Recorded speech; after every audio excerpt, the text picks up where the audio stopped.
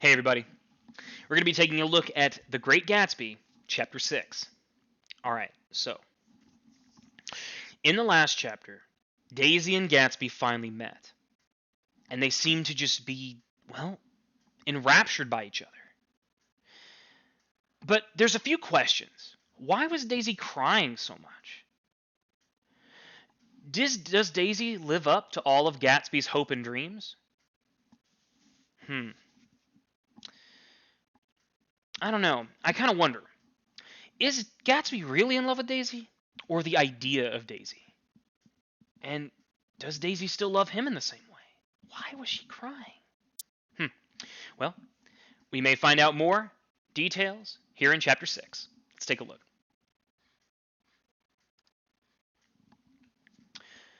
Chapter 6.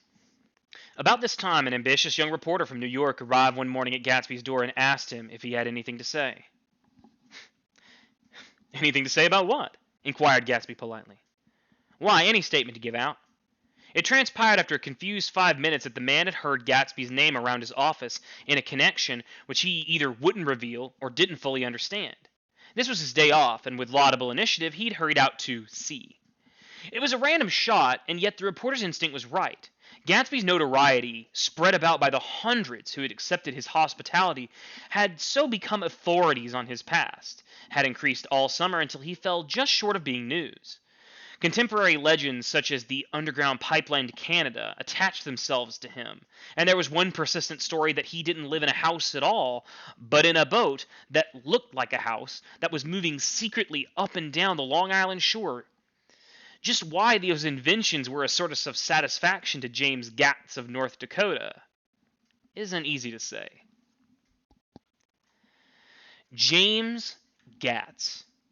That was really, or at least legally, his name. He had changed it at the age of 17, and at the specific moment that witnessed the beginning of his career, when he saw Dan Cody's yacht drop anchor over the most infamous flat on Lake Superior. It was James Gatz who had been loafing on the beach that afternoon in a torn green jersey and a pair of canvas pants. But it was already J. Gatsby, who borrowed a rowboat, pulled up to the Tuolumne, and informed Cody that a wind might catch him and break him up in half an hour.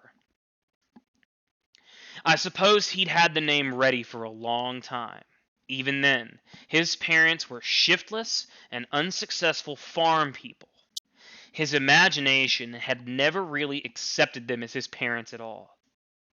The truth was that J. Gatsby of West Egg, Long Island, sprang from his platonic conception of himself. He was a son of God, a phrase which, if it meant anything, means just that. And he must be about his father's business, the service of a vast, vulgar, and meticulous beauty. And so he invented just the sort of J. Gatsby that a 17-year-old boy would be likely to invent. And to this conception, he was faithful to the end. For over a year he had been beating his way along the south shore of Lake Superior as a clam digger and a salmon fisher, in any other capacity that brought him food and bed. His brown, hardening body lived naturally through the half-fierce, half-lazy work of the bracing days. He knew women early, and since they spoiled him, he'd become contemptuous of them. Young virgins because they were ignorant, of the others because they were hysterical about things which in his overwhelming self-absorption he took for granted. But his heart was in a constant, turbulent riot. The most grotesque and fantastic conceits haunted him in his bed at night. A universe of ineffable gaudiness spun itself out of his brain while the clock ticked on the washstand and the moon soaked in his wet light of his tangled clothes upon the floor. Each night he added to the pattern of his fancies until drowsiness closed down upon some vivid scene with an oblivious embrace. And for a while, these reveries provided an outlet for his imagination. They were a satisfactory hint of the unreality of reality, a promise that took the rock of the world and secured it securely on a fairy's wing. An instinct towards his future glory had led him some months before to the small Lutheran college of St. Olaf in southern Minnesota. He stayed there 2 weeks, dismayed at its ferocious indifference to the drums of his destiny, to destiny itself, and despising the janitor's work with which he had to pay his way through. He drifted back to Lake Superior, and he was still searching for something to do on that day that Dan Cody's yacht dropped anchor in the shallows along shore. Cody was 50 years old then, a product of the Nevada silver fields of the Yukon, of every rush for metal since '75. The transactions in Montana copper that made him many times a millionaire found him physically robust but on the verge of soft-mindedness, and suspecting this, an infinite number of women tried to separate him from his money, the none too savory ramifications of which Ella Kay, the newspaper woman, played by Madame de Maintenon, to his weakness and sent him to sea in a yacht, were common knowledge to the turgid journalism of 1902. He'd been coasting along the all too hospitable shores for 5 years when he turned up as James Gats's destiny at Little Girl Bay. To the young Gats, resting on his oars and looking up at the railed deck, the yacht represented all the beauty and glamour in the world. I suppose he smiled at Cody. He'd probably discovered that people liked him when he smiled. At any rate, Cody asked him a few questions. One of them elicited the brand new name, and found that he was quick and extravagantly ambitious. A few days later, he took him to Duluth and bought him a blue coat, a 6 pair of white duck trousers, and a yachting cap. And when the Tuolumne left for the West Indies and Barbary Coast, Gatsby left too. Jay Gatsby was employed in a vague personal capacity. While he remained with Cody, he was in turn steward, mate, skipper, secretary, and even jailer for Dan Cody. Sober knew what lavish doings Dan Cody drunk might soon be about to, and provided such contingencies by reposing more and more trust in Gatsby. This arrangement lasted 5 years, during which the boat went 3 times around the continent. It might have lasted indefinitely, except for the fact that Ella Kay came on board one night in Boston, and a week later, Dan Cody inhospitably died. I remember that portrait of him in Gatsby's bedroom, a gray, florid man with a hard, empty face, the pioneer debauchee, who during one phase of American life brought back to the eastern seaboard the savage violence of the frontier brothel and saloon. It was indirectly due to Cody that Gatsby drank so little. Sometimes, in the course of gay parties, women used to rub champagne into his hair for himself. He formed the habit of letting liquor alone. And it was from Cody that he inherited the money. A legacy of $25,000. He didn't get it. He never understood the legal device that was used against him, but what remained of the millions went intact to Ella Kay. He was left with his singularly appropriate education. The vague contour of Jay Gatsby had filled out to the substantiity of a man. He told me all this very much later, and I've put it down here with the idea of exploding those first wild rumors about his antecedents that weren't even faintly true. Moreover, he told it all to me in a time of confusion, when I had reached the point of believing everything and nothing about him. So I take advantage of this short halt, while Gatsby, so to speak, caught his breath to clear this set of misconceptions away. It was a halt, too, in my association with his affairs. For several weeks, I didn't see or hear his voice on the phone. Mostly I was in New York, trotting around with Jordan, trying to ingratiate myself with her senile aunt. But finally, I went over to his house one Sunday afternoon. I hadn't been there in 2 minutes when somebody brought Tom Buchanan in for a drink. I was startled, naturally. But the really surprising thing was that it hadn't happened before. They were a party of 3 on horseback. Tom, a man named Sloane, and a pretty woman in a brown riding habit who had been there previously. "I'm delighted to see you," said Gatsby, standing on his porch. "I'm delighted that you dropped in." As though they cared. "Sit right down. Have a cigarette or cigar." He walked around the room, quickly ringing bells. "I'll have something to drink for you in a minute." He was profoundly affected by the fact that Tom was there, but he would be uneasy anyhow until he had given them something, realizing in a vague way that this was all they came for. Mr. Sloane wanted nothing. A lemonade? No thanks. A little champagne? Nothing at all. Thanks, I'm sorry. Did you have a nice ride? Very good roads around here. I suppose the automobiles. Yeah. Moved by an irresistible impulse, Gay turned to Tom, who had accepted the introduction as a stranger. I believe we've met somewhere before, Mr. Buchanan. Oh, yes, said Tom, gruffly polite, but obviously not remembering. So we did. I remember very well. That's right, you were with Nick here. I know your wife, continued Gatsby, almost aggressively. That's so. Tom turned to me. You live near here yet, Nick? Next door. That's so. Mr. Sloane didn't enter the conversation, but lounged back haughtily in his chair. The woman said nothing, either, until unexpectedly, after 2 highballs, she became cordial. We'll all come over to your next party, Mr. Gatsby, she suggested. What do you say? Certainly. I'd be delighted to have you. Be very nice, said Mr. Sloane without gratitude. Well, I don't think we be starting home. Please don't hurry, Gatsby urged them. He had control of himself now, and wanted to see more of Tom. Why don't you stay for supper? I wouldn't be surprised if some other people dropped in from New York. You'll come to supper with me, said the lady enthusiastically. Both of you. This included me. Mr. Sloane got to his feet. Come along, he said, but to her only. I mean it. I'd love to have you. Lots of room. Gatsby looked at me questioningly. He wanted to go, and didn't see that Mr. Sloane had determined he shouldn't.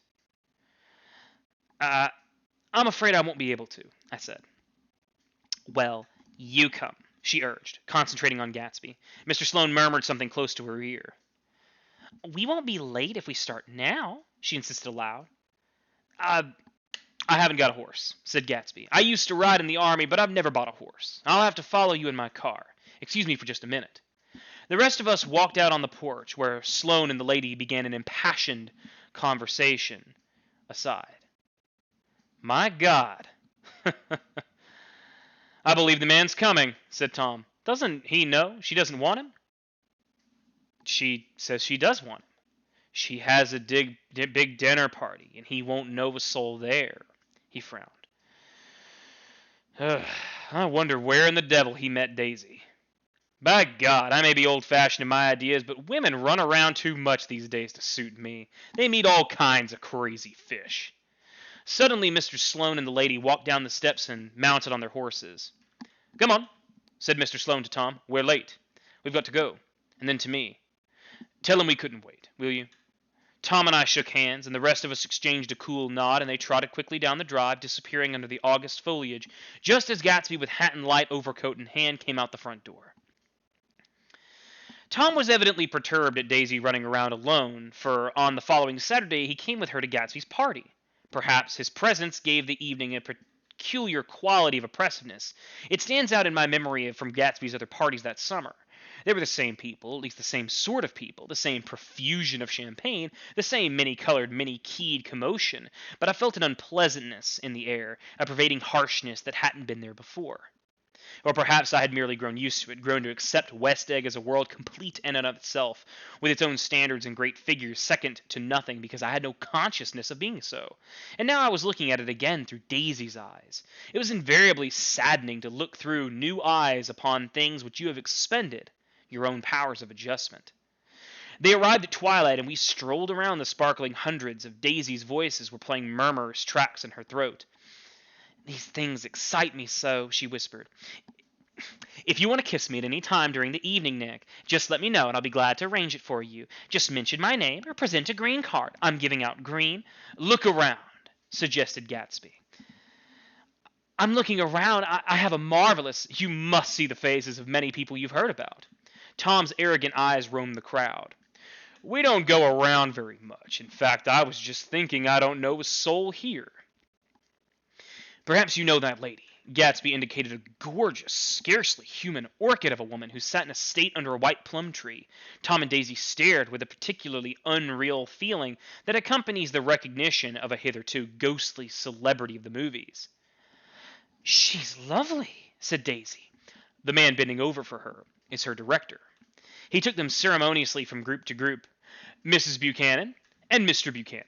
And after an instant's hesitation, he added, "The polo player." Oh no, objected Tom quickly. "Not me." But evidently the sound of it pleased Gatsby, for Tom remained the polo player for the rest of the evening. "I've never met so many celebrities," Daisy exclaimed. I liked that man. What was his name? The one with the sort of blue nose." Gatsby identified him, adding that he was a small producer. "Well, I liked him anyhow." "I'd rather not be the polo player," said Tom pleasantly. "I'd rather look at all these famous people in oblivion." Daisy and Gatsby danced, and I remember being surprised by his graceful, conservative foxtrot. I'd never seen him dance before. They sauntered over to my house and sat on the steps for half an hour, while, at her request, I remained watchfully in the garden. "In case there's a fire or flood," she explained, "or any act of God." Tom appeared from his oblivion as he was sitting down to supper together. "Do you mind if I eat with some people over here?" he said. "A fellow's getting off on some funny stuff." "Go ahead," answered Daisy genially, "and if you want to take down any addresses, here's my little gold pencil." She looked around after a moment and told me the girl was common but pretty, and I knew that except for the half hour she'd been alone with Gatsby, and she was having a good time. We were at a particularly tipsy table. That was my fault. Gatsby had called to the phone, and I enjoyed these same people only 2 weeks before. But what had amused me then turned septic on the air now. "How do you feel, Mrs. Bedecker?" The girl addressed was trying unsuccessfully to slump against my shoulder. At this inquiry she sat up and opened her eyes. "What?" A massive and lethargic woman who'd been urging Daisy to play golf with her at the local club tomorrow spoke in Mrs. Baedeker's defense. "Oh, she's all right now. When she's had 5 or 6 cocktails, she always starts acting something like that. You know, she starts screaming like that. I tell her she ought to leave it alone." "I do leave it alone," affirmed the accused hollowly. "We heard you yelling, so I said to Doc Kivett here, 'There's somebody that needs your help, Doc.'" "She's much obliged, I'm sure," said another friend, with our gratitude. "But you got her dress all wet when you stuck her head in the pool." "Ugh, anything I hate is to get my head stuck in a pool," mumbled Mrs. Baedeker. "They almost drowned me once over in New Jersey." "Then you ought to leave it alone," countered Dr. Civet. "Speak for yourself," cried Miss Baedeker violently. "Your handshakes! I wouldn't let you operate on me." It was like that. Almost the last thing I remember was standing with Daisy, watching the moving picture director and his star. They were still under the white plum tree, and their faces were touching, except for a pale, thin ray of moonlight between. It had occurred to me that it had been very slow bending towards her all evening to attain this proximity, and even when I watched him stoop one ultimate degree and kiss her at the cheek. "I like her. I think she's lovely," said Daisy. But the rest offended her, inarguably, because it wasn't a gesture but an emotion. She was appalled by West Egg, this unprecedented place that Broadway had begotten upon Long Island fishing village, appalled by its raw vigor that chafed under the old euphemisms, and by the too obtrusive fate that herded its inhabitants along the short-cut from nothing to nothing. She saw something awful in the very simplicity that she failed to understand. I sat on the front steps with them while they waited for their car. It was dark here in front. Only the bright door sent 10 square feet of light volleying out into the soft black morning. Sometimes a shadow moved against the dressing blind room, gave way to another shadow, an indefinite procession of shadows, who rouged and powdered in invisible glass. "Who is this Gatsby, anyhow?" demanded Tom suddenly. "When is he some big bootlegger?" "Where did you hear that?" I inquired. "I didn't hear it, I imagined it. A lot of these newly rich people are just big bootleggers, you know." "Not Gatsby," I said shortly. He was still for a moment. The pebbles of his drive crunched under his feet. Well, he certainly must have strained himself to get this menagerie together. A breeze stirred the gray haze of Daisy's fur collar. At least they're more interesting than the people we know, she said with an effort. You didn't look so interested. Well, I was. Tom laughed and turned to me. Did you notice Daisy's face when that girl asked her to put her under a cold shower? Daisy began to sing with the music in a husky, rhythmic whisper, bringing out meaning in each word that it had never had before and would never have again. When the melody rose, her voice broke up, sweetly following it, in a way that contralto voices have. And each change tipped out a little of her warm, human magic upon the air. Lots of people come who haven't been invited, she said suddenly. That girl hadn't been invited. They simply forced their way in, and he's too polite to object. I'd like to know who he is and what he does, insisted Tom. And I think I'll make it a point of finding out. I can tell you right now, she answered. He owns some drugstores, a lot of drugstores. He built them up himself. The dilatory limousine came rolling up the drive. Good night, Nick, said Daisy. Her glance left me and sought the lighted top of the steps where, 3 o'clock in the morning, a neat, sad little waltz of that year was drifting out the open door. After all, in the very casualness of Gatsby's party, there were romantic possibilities totally absent from her world. What was it up there in the song that seemed to be calling her back inside? What would happen now in the dim, incalculable hours? Perhaps some unbelievable guest would arrive, a person of infinitely rare and to be marveled at. And some authentically radiant young girl who, with one fresh glance at Gatsby, one moment of magical encounter, would blot out those 5 years of unwavering devotion. I stayed late that night. Gatsby asked me to wait until he was free, and I lingered in the garden until the inevitable swimming party had run up, chilled and exalted, from the black beach, until the lights were extinguished in the guest rooms overhead. When he came down the steps, at last, the tanned skin was drawn unusually tight on his face, and his eyes were bright and tired. She didn't like it, he said immediately. Of course she did. She didn't like it, he insisted. She didn't have a good time. He was silent, and I guessed at his unutterable depression. I feel far away from her, he said. It's hard to make her understand. You mean about the dance? The dance? He dismissed all the dances he'd given with a snap of his fingers. Old sport. The dance is unimportant. He wanted nothing less of Daisy than that she should go to Tom and say, I never loved you. After she had obliterated 3 years with that sentence, they could decide on the more practical measures to be taken. One of them was that after she was free, they were to go back to Louisville and be married from her house, just as if it were 5 years ago.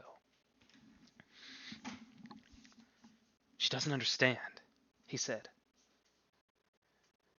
She used to be able to understand. We'd sit for hours. He broke off and began to walk up and down a desolate path of fruit rinds and discarded favors and crushed flowers. I wouldn't ask too much of her, I ventured. You can't repeat the past. Can't repeat the past? He cried incredulously. Why, of course you can. He looked around him wildly, as if the past were lurking here and there in the shadow of his house, just out of reach. I'm going to fix everything, just the way it was before, he said, nodding determinedly. She'll see. He talked a lot about the past, and I gathered that he wanted to recover something, some idea of himself that had gone into loving Daisy. His life had been confused and distorted since then, but if he could at once return to a certain starting place and go over it all again slowly, he could find out what that thing was. One autumn night, 5 years before, they had been walking down the street when the leaves were falling, and they came to a place where there were no trees and the sidewalk was white with moonlight. Daisy and Gatsby stopped there and turned towards each other, and it was a cool night, that mysterious excitement in which comes at the 2 changes of the year. The quiet lights in the houses were humming out into the darkness, and there was a stir and bustle among the stars. Out of the corner of his eye, Gatsby saw that the blocks of the sidewalk really formed a ladder and mounted it to a secret place above the trees. He could climb to it if he climbed alone, and once there he could suck on the pap of life, gulp down the incomparable milk of wonder. His heart beat faster and faster as Daisy's white face came up to his own. He knew that when he kissed this girl, and forever wed his unutterable visions to her perishable breath, that his mind would never romp again like the mind of God. So he waited, listening for a moment longer to the tuning fork which had been struck upon a star, and then he kissed her. At this his lips touched, she blossomed for him like a flower, and the incarnation was complete. Through all he said, even though his appalling sentimentality, I was reminded of something. An elusive rhythm, a fragment of lost words that I'd heard somewhere long ago. For a moment, a phrase tried to make shape in my mouth, and my lips parted like a dumb man's as though they were struggling upon them to make a wisp of startled air, but they made no sound, and I almost remembered was uncommunicable forever.